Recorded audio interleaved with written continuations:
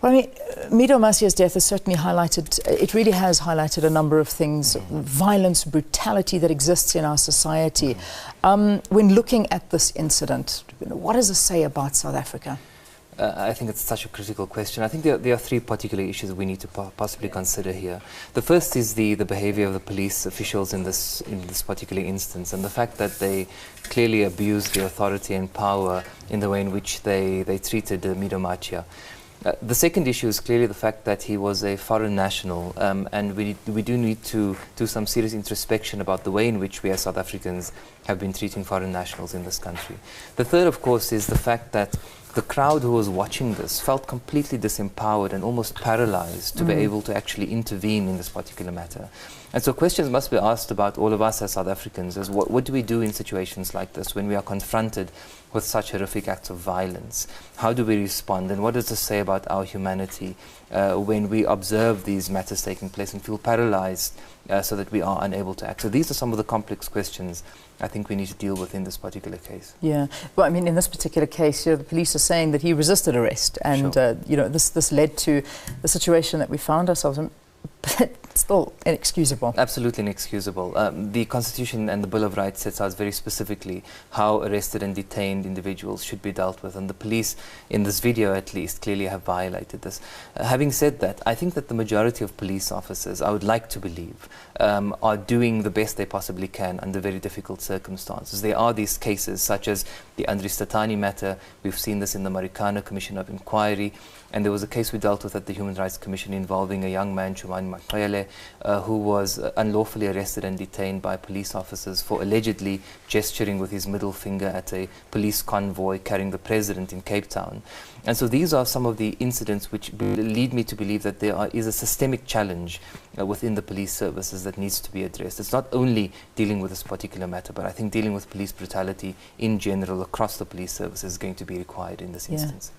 The behavior of the police, is it perhaps a response to the brutal society that we're living in? I think that's certainly part of the equation. On the other hand, I've also noted that the police do receive training in human rights and policing. So they should be acutely aware of the Bill of Rights and what's contained in the Bill of Rights. But it seems as if there's a problem between understanding and conceptualizing what's going on in the Constitution on the one hand, and actually implementing what they have learnt and acquired through their training on the other.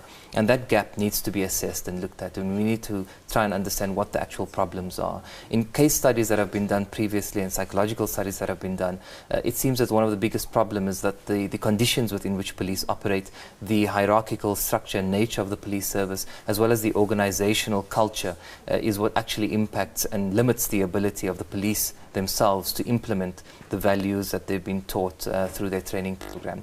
So leadership needs to be looked at as well.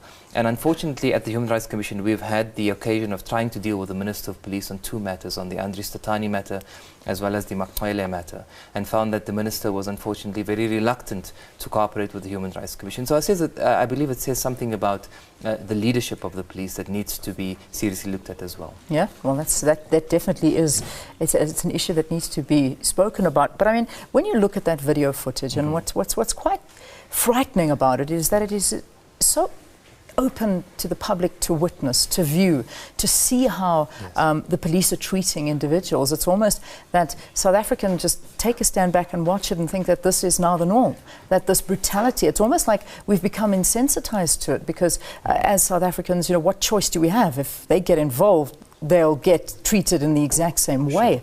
I mean, this is not happening behind closed doors. This is happening in the streets of an exceptionally busy area of Davidson. And I think that's a very, very critical issue. It means that we do need to reflect and introspect as South Africans about what we are observing in our society. On the one hand, the person who took this video, I think, is a very brave individual for coming forward and sharing this with the press. On the other hand, I think the crowds that were watching and observing this taking place must have been so traumatized by what they were seeing that they felt paralyzed and were unable to act. But It's also this victim mentality that we appear to have developed as South Africans. I think we need to try and break out of that. We need to try and break out of the paralysis that has engulfed many of us and try and move to ensure that we uphold justice. We must see these victims and in the faces of our own lives and be able to try and deal with that in the best way possible. How are human rights going to be dealing with this very quickly? It's Human Rights Month at the moment, and we are going to be paying a lot of attention towards human rights very generally. We plan to hold a session on the 19th of March, close to the 21st, which is Human Rights Day, to try and highlight some of the challenges being faced across the country. And we hope through this education and advocacy campaign, more South Africans will become aware of their human rights and their right to dignity. All right. KM Ahmed, who's the CEO of the Human Rights Council, thank you very much for talking to us here on Morning.